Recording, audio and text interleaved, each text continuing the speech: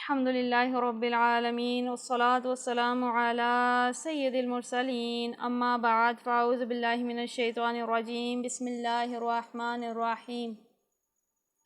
الصلاة والسلام علیک یا رسول اللہ الصلاة والسلام علیک یا حبیب اللہ الصلاة والسلام علیک یا نبی اللہ وعلی آلک واصحابک یا نور اللہ صلی اللہ تعالیٰ علیہ وآلہ وسلم۔ سبحان اللہ والحمد للہ ولا الہ الا اللہ واللہ اکبر ولا حول ولا قوة الا باللہ العلی العظیم۔ اللہ اکبر کبیرا والحمد للہ کثیرا سبحان اللہ بکرۃ واصیلا۔ اللہ اکبر اللہ اکبر اللہ اکبر لا الہ الا اللہ اللہ اکبر اللہ اکبر وللہ الحمد۔ بسم اللہ الرحمن الرحیم۔ آئیے آج جو ہے چونکہ عرفہ کا دن ہے تو کچھ نہ کچھ جو ہے عرفہ کے دن کے حوالے سے کچھ نیک اعمال کا تذکرہ سن لیتے ہیں۔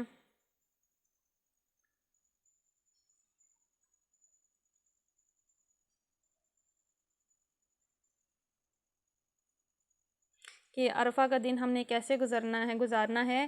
نبی کریم صلی اللہ تعالیٰ علیہ وآلہ وسلم نے فرمایا بہترین دعا عرفہ کے دن کی دعا ہے۔ تو دیکھیے کہ آج کا جو دن ہے اس میں آپ کہیں کہ ہم کوئی نفلی جو ہے ہم عبادت کر لیتے ہیں، مثال کے طور پہ نفل پڑھ لیتے ہیں یا ہم کوئی قرآن پڑھ لیتے ہیں، لیکن نہیں، اس دن جو سب سے زیادہ جو فضیلت ہے وہ ہے دعا کی۔ اس دن جو ہے دعائیں قبول ہوتی ہیں، تو اس لیے ہم نے جو ہے اپنے لیے دعائیں مانگنی ہیں، اپنے والدین کے لیے، اپنے رشتہ داروں کے لیے، اپنے دوستوں کے لیے، تمام امت کے لیے دعا مانگیں، جو بالخصوص جو مسلمان اس دنیا سے چلے گئے ہیں، سب کی بخشش و مغفرت کے اللہ تعالیٰ سے دعائیں کریں کہ اللہ تعالیٰ سب کی بے حساب بخشش و مغفرت فرمائے۔ پوری امت کے لیے دعائیں کریں، امت کی کامیابی کے لیے، امت کی بلند مقام کے لیے دعائیں کریں، اور دعائیں اس امید کے ساتھ کریں کہ یہ دن جو ہے دعائیں کرنے کے لیے بہترین دن ہے۔ اللہ سبحانہ وتعالیٰ نے اس دن جو ہے قبولیت کا وعدہ کیا ہے۔ اپنی بخشش کے لیے دعائیں مانگیں اس امید پر کہ اللہ تعالیٰ نے یہ بخشش کا دن ہے، اس دن اللہ تعالیٰ جو ہے سب سے زیادہ لوگوں کو جہنم سے آزاد فرماتا ہے۔ اور اس کے علاوہ کیا ہے کہ اس دن جو ہے صدقہ بھی کرنا ہے، کیونکہ حکیم بن خزام نے اس دن 100 اونٹ صدقہ کیے اور 100 غلاموں کو آزاد کیا، اس امید کے ساتھ کہ اللہ سبحانہ وتعالیٰ ان کو جہنم کی آگ سے رہا کر دیں۔ تو اس نیت سے ہم نے صدقہ بھی کرنا ہے کہ اللہ تعالیٰ ہمیں جہنم کی آگ سے خلاصی عطا فرمائے۔ اور اصل دعا ظہر سے لے کر مغرب تک، یعنی جو دعا کا اصل وقت شروع ہوتا ہے، جیسے حاجی کرتے ہیں جو وہاں عرفات میں ہوتے ہیں، وہ شروع ہوتا ہے ظہر کے بعد سے لے کے مغرب تک، یعنی ظہر کے بعد سے جو سارا ٹائم ہے وہ دعاؤں کا ہے، مسلسل دعاؤں کا۔ ابھی صبح بھی مانگ سکتے ہیں، لیکن جو بہترین وقت ہے جو حاجیوں کے لیے خاص طور پہ ہوتا ہے ظہر کے بعد سے لے کے مغرب سے پہلے تک۔ نبی کریم صلی اللہ تعالیٰ علیہ وآلہ وسلم نے 6 سے 7 گھنٹے مسلسل ہاتھ اٹھا کر دعائیں مانگی۔ تو اس دن جو ہے اپنے ہاتھ اٹھا کر، اور ہاتھ بھی آپ نے اتنے اٹھائے آسمان کی طرف بلند کر کے آپ نے دعائیں مانگی تھی اس دن۔ تو ہم نے بھی اسی سنت پر عمل کرنا ہے، بار بار اپنے اللہ کو پکارنا ہے۔ دیکھیں کہ اس دن اللہ کی رحمت قریب ہوتی ہے۔ بعض روایتوں میں ہے کہ اللہ تعالیٰ جو ہے آسمان دنیا پر جلوہ افروز ہوتا ہے اور اپنے بندوں کے جو ہے ان جو دعائیں ہیں ان کو سنتا ہے، ان کو جو ہے بخشتا ہے، جہنم کی آگ سے ان کو خلاصی عطا فرماتا ہے۔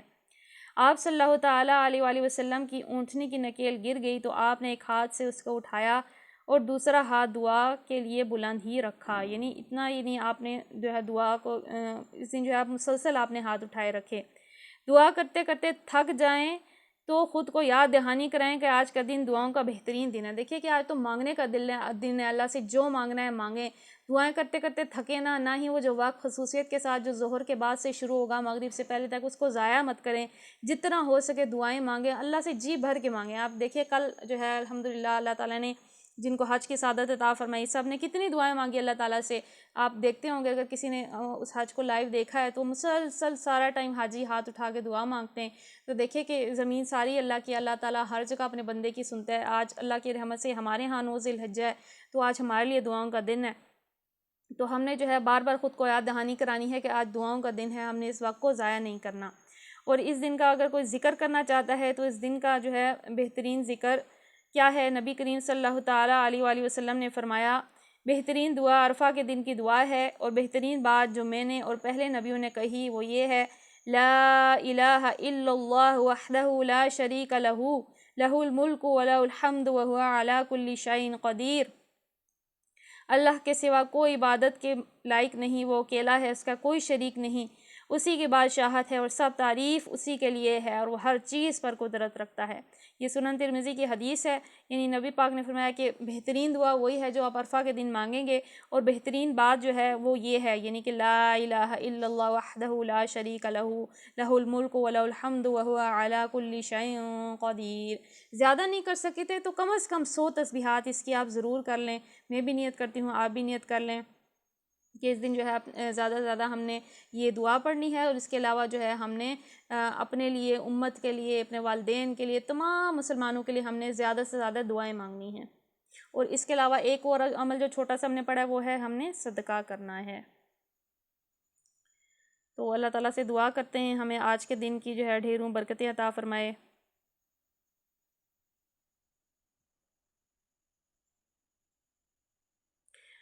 اس کے علاوہ ایک اور عمل جو ہم نے آج سے شروع کرنا ہے، انشاءاللہ ہم خود کو ریمائنڈ بھی کراتے رہیں گے،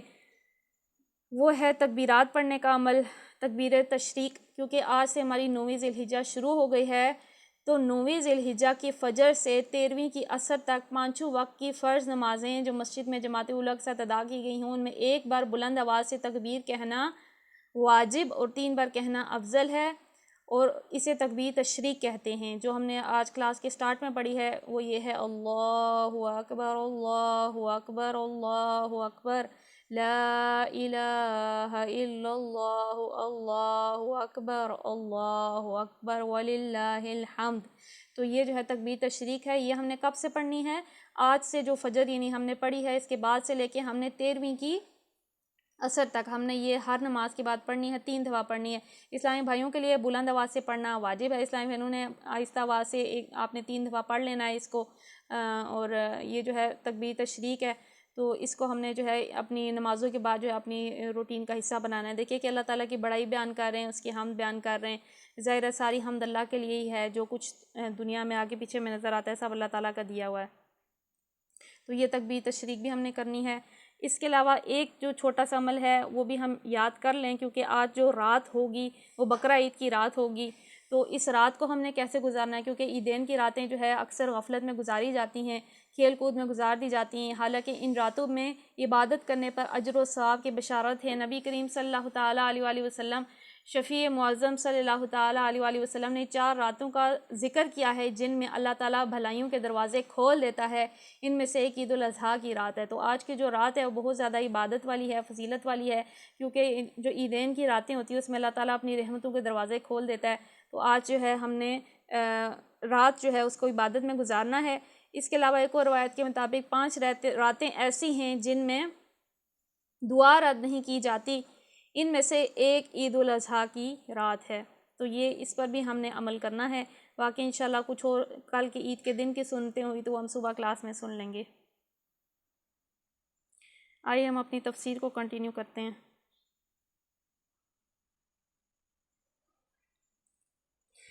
اعوذ باللہ من الشیطان الرجیم، بسم اللہ الرحمن الرحیم۔ سورہ بقرہ آیت نمبر 217۔ يسألونك عن الشهر الحرام قتال فيه قل قتال فيه كبير وصد عن سبيل الله وكفر به والمسجد الحرام وإخراج أهله منه أكبر عند الله والفتنة أكبر من القتل ولا يزالون يقاتلونكم حتى يردوكم عن دينكم إن استطاعوا ومن يرتد منكم عن دينه فيمت وهو كافر فأولئك حبطت أعمالهم في الدنيا والآخرة وأولئك أصحاب النار هم فيها خالدون۔ یسألونک، آپ سے سوال کرتے ہیں، عن سے، الشہر الحرام، مہینے حرمت والے میں، قتال جنگ، فیہ اس میں، قل آپ کہہ دیں، قتال فیہ جنگ اس میں، کبیر बड़ा, वसद्दुन और रोकना, अन सबीलिल्लाहि अल्लाह के रस्ते से, व कुफ्रुन और ना मानना, बिही इसका, वल मस्जिदिल हरामी और मस्जिद हराम, व इखराजुन और निकाल देना, अहली ही इसके लोग, मिनहु अकबरु इससे बहुत बड़ा है, इंदल्लाहि अल्लाह के नज़दीक, वल फितनतु अकबर और फितना बहुत बड़ा है, मिनल क़िताल क़त्ल से, वला यज़लूना और वो हमेशा रहेंगे, युक़ातिलूनकुम वो तुमसे लड़ेंगे, हत्ता यहाँ तक कि युरद्दूकुम तुम्हें फेर दें, अन दीनिकुम तुम्हारे दीन से, इन इस्तताउ वो कर सकेंगे, वमन और जो यर्तदी फिर जाए, मिनकुम तुम में से, अन दीनी ही अपने दीन से, फ़ी मुत फिर मर जाए, वहुआ और वो काफिरुन काफिर हो, फउलाइका यही वो लोग हैं, हबितत ज़ाया हो गए, आमालुहुम उनके अमल, फिर दुनिया में, वल आखिरत आखिरत में, वउलाइका अस्हाबुन नार और यही लोग दोज़ख वाले हैं, हुम फ़ीहा खालिदून हमेशा इसमें रहेंगे। लोग पूछते हैं कि माह हराम में लड़ना कैसा है? कहो इसमें लड़ना बहुत बुरा है, मगर राह खुदा से लोगों को रोकना और अल्लाह से कुफ्र करना और मस्जिद हराम का रास्ता खुदा परस्तू पर बंद करना और हरम के रहने वालों को वहाँ से निकालना अल्लाह के नज़दीक इससे भी ज़्यादा बुरा है और फितना खून रेज़ी से शदीद तर है। वो तो तुमसे लड़ते ही रहेंगे हत्ता कि उनका बस चले तो तुम्हें इस दीन से फेर ले जाएं। ये खूब समझ लो कि तुम में से जो कोई इस दीन से फिरेगा, कुफर की हालत में जान देगा, उसके अमाल दुनिया और आखिरत दोनों में ज़ाया हो जाएंगे। ऐसे लोग जहन्नमी हैं और वो हमेशा जहन्नुम ही में रहेंगे। तो इसका मकाम नज़ूल क्या है, इससे पहले इतना जान लेते हैं कि हम जो है कुछ किताल के जहाद के अहकाम पढ़ रहे हैं, वो यहाँ से शुरू हुए हैं। पिछली आयत में हमने जो पढ़ा था उसका सिर्फ तर्जमा सुन लेते हैं और फिर हम इस आयत की तफसीर पढ़ते हैं। उसमें जो है जहाद का फ़र्ज़ होना जो है बताया गया था। किताल अल्लाह ताला ने जो फ़र्ज़ कर दिया था कि तुम्हें जंग का हुक्म दिया गया है, वो तुम्हें नागवार है। हो सकता है एक चीज़ तुम्हें नागवार हो, तुम्हारे हक़ में बेहतर हो, और हो सकता है एक चीज़ तुम्हें पसंद हो, तुम्हारे लिए बुरी हो। अल्लाह जानता है, तुम नहीं जानते। अब ये कौन से फितने की बात की जा रही है इस आयत में कि माह हराम में लड़ना कब पड़ गया, क्यों लड़ना पड़ गया और क्या ऐसी वजह थी? क्योंकि हमें पता है कि जो माह हराम होते हैं, माह हराम कौन से होते हैं? अल्लाह ताला ने जिनको हुर्मत वाले महीने बनाए हैं वो 4 हैं। हमने उनका पहले भी तज़किरा सुना था। उनमें लड़ना हराम है, लेकिन किस सूरत में उनमें लड़ने का अल्लाह ताला ने इजाज़त दी? क्या वाक़या था? आइए पहले वो वाक़या सुनते हैं।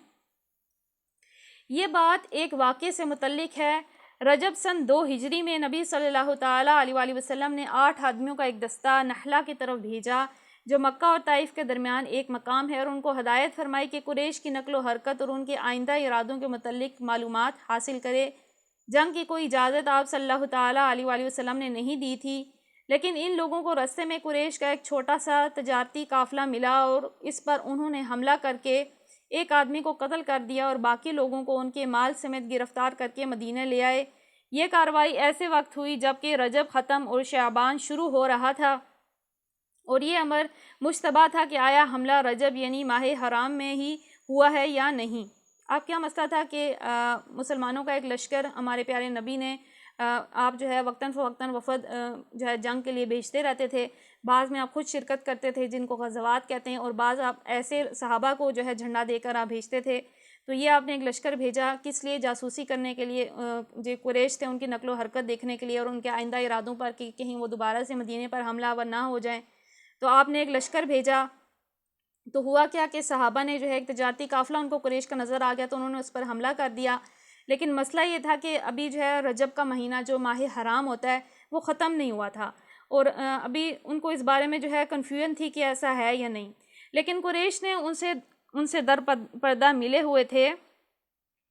यहूदियों और मुनाफिकीन मदीना ने मुसलमानों के ख़िलाफ़ प्रोपेगंडा करने के लिए इस वाक़े को खूब शोहरत दी और सख्त एतराज़ात शुरू कर दिए कि ये लोग चले हैं बड़े अल्लाह वाले बनकर, और हाल ये है कि माह हराम तक में खून रेज़ी से नहीं चूकते। तो अब ये है कि वो जो हमला हुआ था, जो एक वाक़या हुआ था, उसमें लोग कत्ल भी हुए थे। तो अब माह हराम में तो जंग मना है, और अब जो है कुफ़ार को, मुनाफिकीन को मौका हाथ आ गया कि मुसलमानों के ख़िलाफ़ खूब प्रोपेगंडा करें। तो उन्होंने एतराज़ात, जैसे होते हैं ना कि मुनाफिक लोग होते हैं कि वाक़या पकड़ लेते हैं और फिर दीन वालों को उस पर जो है पकड़ के जो है बुरे से बुरा बोलते हैं, दीन की यानी उन लोगों की आड़ में दीन को बुरा बोल रहे होते हैं। तो ऐसे ही वहाँ पे भी मौका हुआ कि मुनाफिकीन और जो यहूदी थे वो आपस में मिल गए, मुसलमानों के खिलाफ़ बोलने लगे कि देखो ये लोग तो माह हराम में भी जंग से बाज नहीं आते। انہی اعتراضات کا جواب اس آیت میں دیا گیا۔ جواب کا خلاصہ یہ ہے کہ بلا شبہ ماہ حرام میں لڑنا بہت بری حرکت ہے، مگر اس پر اعتراض کرنا ان لوگوں کے منہ کو تو زیب نہیں دیتا جنہوں نے 13 برس مسلسل اپنے سینکڑوں بھائیوں پر صرف اس لیے ظلم توڑے کہ وہ ایک خدا پر ایمان لائے ہیں، پھر ان کو یہاں تک تنگ کیا کہ وہ جلاد وطن پر مجبور ہو گئے، پھر اس پر اکتفا نہیں کیا اور اپنے بھائیوں کو مسجد حرام تک جانے کا راستہ بھی بند کر دیا، حالانکہ مسجد حرام کسی کی مملوکہ جائیداد نہیں اور پچھلے 2000 برس میں کبھی ایسا نہیں ہوا کہ کسی کو اس کی زیارت سے روکا گیا ہو۔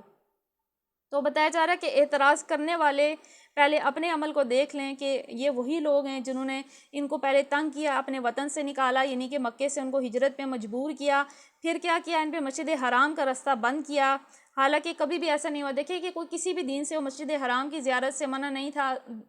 یعنی کہ اسلام کے آنے سے پہلے بھی جو جگہ ہے حرمت والی تھی اور عظمت والی تھی، بھلے لوگ وہاں پہ آگے بت پرستی ہی کرتے تھے، بھلے لوگ آگے وہاں ننگے ہو کے طواف ہی کرتے تھے، بتوں کی پرستش ہی کرتے تھے، لیکن یہ جگہ جو ہے ان کی نظر میں ایک دینی لحاظ سے اہمیت والی تھی، کبھی کسی کو اسے روکا نہیں گیا تھا، لیکن ان لوگوں نے حضور کو اور صحابہ کو یہاں آنے سے روکا تھا۔ اب ان ظالموں کا نامہ اعمال ان کرتوتوں سے سیاہ ہے۔ ان کا کیا منہ ہے کہ وہ ایک معمولی سی سرحدی جھڑپ پر اس قدر زور و شور کے اعتراضات کریں، حالانکہ اس جھڑپ میں جو کچھ ہوا وہ نبی کی اجازت کے بغیر ہوا اور اس کی حیثیت اس سے زیادہ کچھ نہیں کہ اسلامی جماعت کے چند آدمیوں نے ایک غیر ذمہ دارانہ فعل کا ارتکاب ہو گیا۔ اب دیکھیے کہ نبی پاک نے انہیں بھیجا تھا صرف اس لیے کہ وہ وہاں کی خبر لائیں، صرف وہاں کی جاسوسی کے لیے بھیجا تھا، جیسے ہر کنٹری کا ہوتا ہے اوبیسلی ان کی آرمی میں سے کچھ، فار ایگزامپل آپ ISI کا ادارہ لے لیں، کوئی بھی ایسا جو کہ اسی پرپس کے لیے ہوتا ہے، آپ کو سیکرٹ انفارمیشن لا کے دیتا ہے، تو حضور نے صرف ان کو اس عمل کے لیے بھیجا تھا، ان کو اس لیے نہیں بھیجا تھا کہ وہ وہاں پہ کسی سے لڑیں یا قتال کریں، اور واقعہ بھی ایک چھوٹا سا تھا جس میں چند آدمی جو ہے قتل ہوئے تھے۔ تو اب یہ پوچھا جا رہا ہے، اس میں بتایا جا رہا ہے کہ یہ ان کا اعتراض جو ہے، اعتراض کرنے والے جو ہیں یہ ان کا اعتراض جو ہے غلط ہے۔ اس کی وجہ یہ ہے کہ ایک تو مسلمانوں کو اس طرح سے آفیشلی کوئی پرمیشن نہیں تھی کہ وہ اس طرح سے مقابلہ کریں کسی کے ساتھ، اور دوسرا یہ کہ چند آدمی جن کا غیر ذمہ دارانہ فعل تھا انہوں نے اس چیز کا احساس نہیں کیا کہ ابھی مسجد حرام ہے یا ان کو اس میں لڑنا نہیں چاہیے۔ اس مقام پر یہ بات بھی معلوم رہنی چاہیے کہ جب یہ دستہ قیدی اور مال غنیمت لے کر نبی صلی اللہ تعالیٰ علیہ وآلہ وسلم کی خدمت میں حاضر ہوا تھا تو آپ نے اسی وقت فرما دیا تھا کہ میں نے تم کو لڑنے کی اجازت تو نہیں دی تھی، نیز آپ نے ان کے لائے ہوئے مال غنیمت میں سے بیت المال کا حصہ لینے سے بھی انکار فرما دیا تھا، جو اس بات کی علامت تھی کہ ان کی یہ لوٹ ناجائز ہے۔ تمام مسلمان بھی اس فعل پر اپنے ان آدمیوں کی سخت ملامت کی تھی، اور مدینے میں کوئی ایسا نہ تھا جس نے اسے ان پر داد دی ہو۔ اب یہ کہ جو صحابہ کا یہ عمل تھا جس میں ان سے کوتاہی ہوئی، تو اس پر کسی نے بھی ان کو اچھا نہیں کہا، کیونکہ ماہ حرام میں انہوں نے بیجا حملہ کیا، ماہ حرام میں اس کی اجازت نہیں ہوتی، اور پھر وہ جو مال اس لشکر سے لے کر آئے تھے حضور نے اس کو لینے سے بھی انکار کر دیا، کیونکہ یہ ماہ حرام میں لیا تھا تو ظاہرہ یہ بیت المال کا حصہ نہیں بنایا جا سکتا، اور عام مسلمانوں نے بھی جو دیگر بھی تھے انہوں نے بھی اس عمل کے بارے میں یہی فرمایا تھا کہ یہ عمل درست نہیں ہے، کیونکہ ماہ حرام میں اس طرح سے حملہ کرنا یہ درست نہیں ہے۔ تو اب یہ کہ جب ان کو اجازت بھی نہیں ملی تھی تو پھر اس واقعے کو بیس بنا کر ان لوگوں نے جو ہے مسلمانوں کے خلاف سازشیں کرنا شروع کر دی۔ تو آگے کیا فرمایا جا رہا ہے کہ یہ کافر اور منافقین کے بارے میں، چالوں کے بارے میں اللہ تعالیٰ بتا رہے ہیں کہ وہ تو تم سے لڑتے ہی رہیں گے حتیٰ کہ ان کا بس چلے تو تمہیں دین سے ہی پھیر لیں، اور یہ خوب سمجھ لو کہ جو دین سے پھرے گا، کفر کی حالت میں جان دے گا، اس کے دنیا آخرت میں اعمال ضائع ہو جائیں گے، پھر وہ سب جہنمی ہیں۔ آئیے اس کی تفسیر پڑھتے ہیں۔ مسلمانوں میں بعض سادہ لوح لوگ جن کے ذہن پر نیکی اور صلح پسندی کا ایک غلط تصور مسلط تھا، کفار مکہ اور یہودیوں کے مذکورہ بالا اعتراضات سے متاثر ہو گئے۔ اس آیت میں نے سمجھایا گیا کہ تم اپنی ان باتوں سے یہ امید نہ رکھو کہ تمہارے اور ان کے درمیان صفائی ہو جائے گی، اور ان کے اعتراضات صفائی کی غرض سے ہیں ہی نہیں، وہ تو دراصل کیچڑ اچھالنا چاہتے ہیں۔ انہیں یہ بات کھل رہی ہے کہ تم اس دین پر ایمان کیوں لائے ہو، اس کی طرف دنیا کو دعوت کیوں دیتے ہو، بس جب تک وہ اپنے کفر پر اڑے ہوئے ہیں اور تم اس دین پر قائم ہو، تمہارے اور ان کے درمیان صفائی کسی طرح نہ ہو سکے۔ یعنی کہ یہ دیکھیے کہ آج کل بھی کیا کچھ نہیں کیا گیا کفار کو راضی کرنے کے لیے، ہم نے دین کو چھوڑا، ہم نے جو ہے سود کا راستہ اپنایا، ہم نے جہاد کو چھوڑا، لیکن کیا کافر ہم سے راضی ہو گئے؟ وہ تو ہم سے تب تک راضی نہیں ہوں گے جب تک کہ ہم اپنا دین ہی نہ چھوڑ دیں، دین کی تبلیغ بھی نہ چھوڑ دیں، کیونکہ یہ چیز بھی ان کے لیے باعث تکلیف ہے۔ تو اس میں ان کے اعتراضات کا یعنی بتایا جا رہا ہے کہ جیسے آج کل ہوتا ہے کہ وہ بنتے ہیں ہم بڑے یعنی امن پسند ہیں یا دنیا میں یہ، اور در حقیقت پیچھے پروپیگنڈا کچھ اور ہوتا ہے۔ آپ اسرائیل کی مثال لے لیں آج کل، یا کوئی بھی ایسی چیز لے لیں، تو دراصل وہ کیا چاہتے ہیں، دراصل ان کو اس دین سے تکلیف ہے۔ اللہ تعالیٰ نے جو حق اور جو اللہ تعالیٰ نے انسانوں کی رہنمائی کا منصب مسلمانوں کو عطا فرمایا ہے، دراصل ان کو مسئلہ اس دین کے ساتھ ہے۔ تو فرمایا اللہ تعالیٰ نے کلیئر کر دیا، دیکھیے کہ قرآن کی نص ہے کہ وہ کبھی بھی تم سے راضی نہیں ہوں گے جب تک کہ تم اپنا دین ہی نہ چھوڑ دو۔ تو ہم نے تو دین کو چھوڑ دیا ہے، تو راضی تو وہ تب بھی نہیں ہوئے، ہم نے دین کا بہت سارا حصہ، اب صرف انڈیویجول عبادات رہ گئی ہیں، بس نماز روزہ کرتے ہیں، عید منا لیتے ہیں، اور یہ جو بیسک چیزیں یہ کر لیتے ہیں، لیکن ہم نے دین کو کہاں قائم کیا ہے۔ اب دیکھیے کہ اب جو لوگ دین اور سیاست کو الگ کرتے ہیں اور سیاست سے دین کو الگ کرتے ہیں، تو قرآن جو ہے ان کو ان کی آنکھیں کھولنے کے لیے کافی ہے۔ اب حضور خود تخت حکومت پہ بیٹھیں اور خود لشکر جو ہے ان کو بھی بھیجیں، وفد بھی دیکھیں، اپنے انتظامات بھی دیکھیں، بیت المال کو بھی دیکھیں، تو اس سے کیا مراد ہے کہ دین جو ہے ہی سیاست۔ اگر دین سے ہم سیاست کو نکال دیں گے تو پیچھے صرف جو ہے بادشاہت رہ جائے گی، جمہوریت رہ جائے گی، جس کے بارے میں علامہ اقبال نے بھی فرمایا تھا کہ جدا ہو دین سیاست سے تو رہ جاتی ہے چنگیزی۔ تو آج وہ چنگیزی والا ہی نظام ہے دنیا میں، کیونکہ سیاست کو دین سے جدا کر دیا گیا ہے، اور ہم عام لوگ بھی ان کو اتنا یعنی اس طرح سے ذہن سازی کی گئی ہے کہ دین کو سیاست سے الگ سمجھا جائے، حالانکہ حضور جس منصب پہ بیٹھے تھے وہ سیاست کا منصب تھا۔ آپ جو ہے حکومت جو ہے، دراصل اسلامی نظام ہے ہی یہ کہ حکومت کے انتظامات سے لے کے ہر چھوٹے یعنی عمل تک، آپ کے انڈیویجول عمل تک، تمام زندگی جو ہے وہ دین کے تابع ہونی چاہیے۔ تو دین سے اگر سیاست کو نکال دیا جائے تو پیچھے کچھ بھی نہیں بچتا۔ تو اب اس میں بتایا جا رہا ہے کہ جب تک وہ اپنے کفر پر اڑے ہوئے ہیں، تم اس دین پر قائم ہو، تمہارے اور ان کے درمیان صفائی کسی طرح نہ ہو سکے گی۔ ایسے دشمنوں کو تم معمولی دشمن بھی نہ سمجھو، وہ تم سے مال و زر یا زمین چھیننا چاہتا ہے، وہ کمتر درجے کا دشمن ہے۔ یعنی بتایا جا رہا ہے جو تمہارا مال یا دولت چاہتا ہے وہ تو تھوڑے درجے کا ہے، مگر جو تمہیں دین حق سے پھیرنا چاہتا ہے وہ تمہارا بدترین دشمن ہے، کیونکہ پہلا تو صرف تمہاری دنیا ہی خراب کرتا ہے، لیکن یہ دوسرا تمہیں آخرت کے ابدی عذاب میں دھکیلنے پر تلا ہوا ہے۔ تو اب جو لوگ دین کو سیاست سے الگ کرتے ہیں یا دین کی اور صورت بناتے ہیں یا امن کا تماشا لگا کے جو ہے دین کو نہیں چھپانا چاہتے ہیں، دین کو ایوانوں سے نکال دیا ہوا ہے۔ آج ہمارا حال یہی ہے، قرآن کو ہم نے ایوانوں سے بھی نکال دیا، عدالت سے بھی نکال دیا، اپنے معاشی نظام سے بھی نکال دیا، ہر چیز سے نکال دیا۔ اب نتیجہ ہمارے سامنے ہے، مسلمان جو ہے کتنے ہیں دنیا میں، 4 میں سے 1 بندہ مسلمان ہے، اتنے زیادہ ہیں، 1/4 دنیا کی آبادی مسلمان ہے، لیکن کیا ہماری بات کی کوئی عزت ہے؟ کیا ہماری بات کی کوئی اہمیت ہے؟ تو اس کی وجہ یہی ہے کہ ہم نے اس دین کو چھوڑ دیا ہے۔ تو جب تک ہم اپنے دین کی طرف لوٹیں گے نہیں، ہم اس ذلت و رسوائی سے نہیں نکل سکیں گے۔ تو اس میں اللہ تعالیٰ نے کلیئر کر دیا کہ وہ تم سے تمہارا دین چھیننا چاہتے ہیں، اور پھر اللہ تعالیٰ نے اس میں کلیئر بتا دیا کہ جو کوئی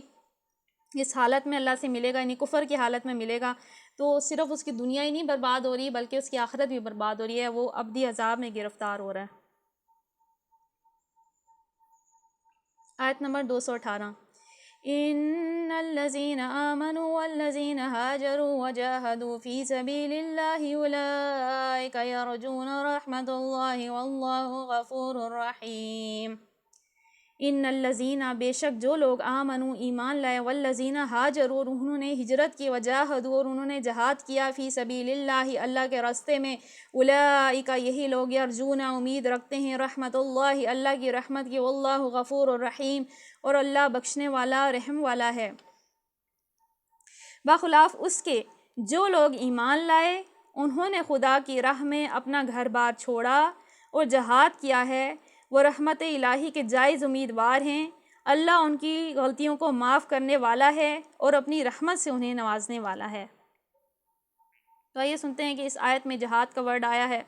جہاد کے بارے میں یہاں کیا فرمایا جا رہا ہے۔ جہاد کے معنی ہے کسی مقصد کو حاصل کرنے کے لیے اپنی انتہائی کوشش صرف کر دینا۔ یہ محض جنگ کا ہم معنی نہیں ہے، جنگ کے لیے تو قتال کا لفظ ہے۔ دیکھیے پیچھے ہم نے جو 3 بار 4 بار لفظ آیا ہے وہ قتال کا لفظ ہے۔ قتال کے ایگزیکٹ معنی ہوتے ہیں جنگ، جو میدان جنگ میں آپ جائیں، آیا وہ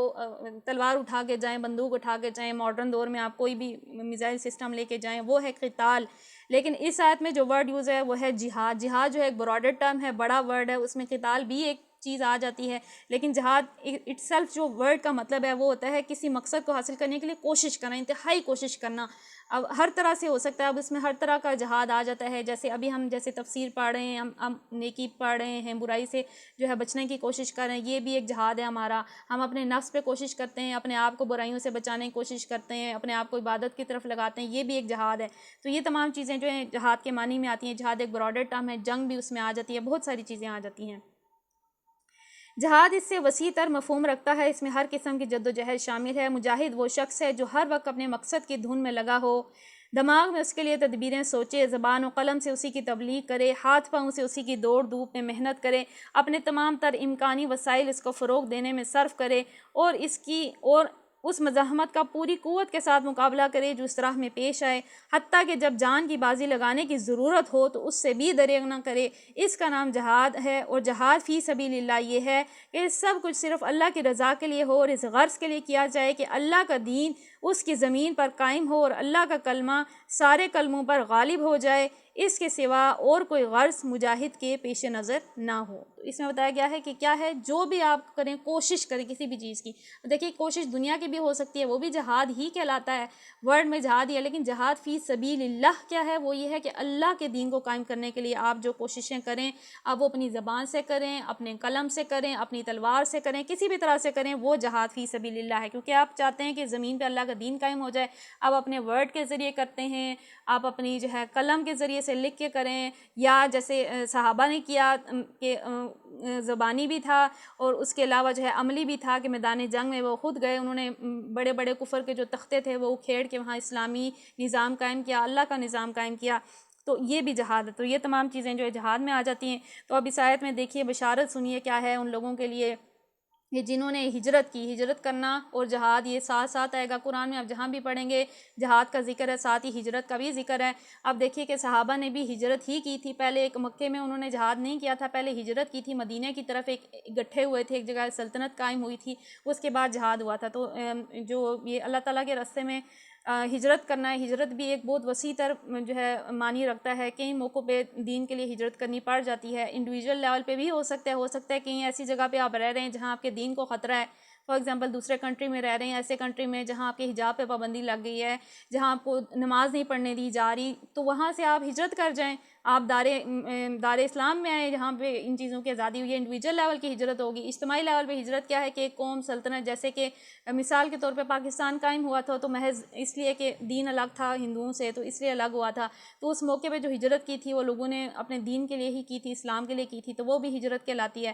تو اب ہجرت اور جہاد قرآن میں جہاں آئے گا ساتھ ساتھ آئے گا، کیونکہ ہجرت کے بعد جب ایک سلطنت قائم ہو جاتی ہے تو پھر جہاد آتا ہے، تو یہ چیزیں ہم جو ہے ساتھ ساتھ دیکھتے جائیں گے۔ لیکن اس آیت میں بشارت سنیے کہ جو لوگ اللہ کے دین کے لیے یہ کام کرتے ہیں، یعنی ہجرت کرتے ہیں اور جہاد کرتے ہیں، اللہ کی رحمت ان کے لیے ہے، اللہ تعالیٰ ان کی غلطیوں سے بھی درگزر فرمائے گا اور ان کو اپنی وسیع رحمت سے نوازے گا۔ تو یہ اللہ تعالیٰ کی جو ہے رحمتیں ہیں اس مجاہد کے لیے جو یہ عمل کرتا ہے۔ ظاہر ہے سب سے بہتر، سب سے پہلے عمل کرنے والے صحابہ تھے۔ دیکھیے کہ آج کل جو تبلیغ ہوتی ہے، یا جو علماء کی تبلیغ ہے، یا جو اولیاء کی تبلیغ ہے، جیسے اولیاء اللہ تھے، کئی سارے اولیاء اللہ اس ہندوستان کی سرزمین پہ آئے۔ ہم لوگ ظاہر پیدائشی مسلمان تو نہیں ہیں، ہم میں سے زیادہ تر سید نہیں ہوں گے، لیکن ہمارے ہاں کیا تھا کہ بزرگ آتے تھے، اولیاء آتے تھے، وہ تبلیغ کرتے تھے، ہم نے اسلام قبول کیا، اس طرح سے انہوں نے اسلام کی دعوت دی۔ لیکن جو صحابہ کی اور ان کی جو تبلیغ ہے اس میں فرق یہ ہے کہ صحابہ نے ایک نظام کے خلاف لڑے ہیں، ایک نظام کے خلاف، یعنی کفر کے نظام کو تبدیل کرنا، تو وہ سب سے افضل عمل ہے۔ آج بھی اسی عمل کی ضرورت ہے۔ اللہ تعالیٰ مسلمانوں کو اس قرآن سے جڑ جانے اور اس کا جو میسیج ہے اس سے جو ہے اللہ تعالیٰ سے دعا کرنی چاہیے کہ ہمارے ذہن میں جو جہل ہے اللہ تعالیٰ اس کو دور فرمائے، اور جو ہمارے اور قرآن کے بیچ میں پردے ہیں اللہ تعالیٰ ان کو دور فرمائے، ہمیں اس کلام کو سمجھنے کی، اس کے جو ڈیپ میننگز ہیں ان کو سمجھنے کی، اس کو اپنی زندگی سے ہمیں ریلیٹ کرنے کی توفیق عطا فرمائے، اور ہمارے لیے اپنی ہدایت کے علم و حکمت کے دروازے کھول دے۔ آمین بجاہ النبی الامین صلی اللہ تعالیٰ علیہ وآلہ وسلم۔ یا ارحم الراحمین، یا ارحم الراحمین، یا ارحم الراحمین، تجھے آج کے اس عظیم دن عرفہ کے دن کا صدقہ، اے مالک و مولا ہمیں اس دن کی بے شمار برکتیں عطا فرما۔ اللہ عز و جل اس دن کو تیرے بہترین ذکر میں، دعاؤں میں گزارنے کی توفیق عطا فرما۔ اے اللہ تبارک و تعالیٰ ہمیں عیدین کی رات عبادات میں گزارنے کی توفیق عطا فرما۔ ہماری عیدین میں جو ہم قربانیاں کریں گے ان کو قبول فرما۔ یا اللہ عز و جل، یا ارحم الراحمین، یا ارحم الراحمین، مسلمانوں کو سربلندی عطا فرما، اپنا کھویا ہوا مقام و مرتبہ دوبارہ عطا فرما، مالک و مولا ہمیں قرآن سے جڑ جانے کی توفیق عطا فرما، مالک و مولا ہمیں پاکستان میں اور تمام دنیا میں نظام مصطفیٰ عطا فرما، مالک و مولا مسلمانوں کو غلبہ عطا فرما، مالک و مولا مسلمانوں کو مالک و مولا ان کا کھویا ہوا مقام دوبارہ سے عطا فرما دے، مالک و مولا جہاں جہاں مسلمان تنگی پریشانی تکلیف میں ان کے دکھ درد تکلیفوں کو دور فرما دے، مالک و مولا ہم پہ آزمائش نہ ڈالنا، مالک و مولا ہمیں آزمانا مت، مالک و مولا ہم تیری آزمائشوں کے قابل نہیں ہیں، مالک و مولا ہم تجھ سے عافیت مانگتے ہیں، دنیا و آخرت میں عافیت مانگتے ہیں، مالک و مولا جو اسلامی نے سن رہی ہیں ان کے علم میں عمل میں حکمت میں اضافہ عطا فرما، مالک و مولا ان کی اور میرے ذہن کو مالک و مولا ہدایت کے لیے کھول دے، مالک و مولا اس کتاب کو ہمارے لیے پڑھنا سمجھنا آسان کر دے، مالک و مولا تو جو ہمیں جو علم عطا فرمائے مالک و مولا دوبارہ ہماری آنکھیں اس کی طرف بند نہ ہوں، مالک و مولا جو ہم علم سیکھیں مالک و مولا اسے ہم اپنی زندگیوں میں نافذ کرنے کی توفیق عطا فرما، یا ارحم الراحمین تو ہم سے ہمیشہ ہمیشہ کے لیے راضی ہو جا، ہماری بے حساب بخشش و مغفرت فرما، مالک و مولا حج کرنے والوں کے حج کو قبول فرمانا، مالک و مولا ہمیں بھی حج کی سعادت نصیب فرما، آمین بجاہ النبی الامین صلی اللہ تعالی علیہ وآلہ وسلم۔ الصلاۃ والسلام علیک یا رسول اللہ، الصلاۃ والسلام علیک یا حبیب اللہ، سبحانک اللہم وبحمدک لا الہ الا انت استغفرک واتوب الیک، بسم اللہ الرحمن الرحیم وصلی اللہ علی محمد صلی اللہ تعالی علیہ وآلہ وسلم۔ السلام علیکم ورحمۃ اللہ وبرکاتہ۔ اگر کسی کا کوئی کوشچن ہے تو آپ پوچھ سکتے ہیں ورنہ ہم اپنے سیشن کو اینڈ کر لیتے ہیں۔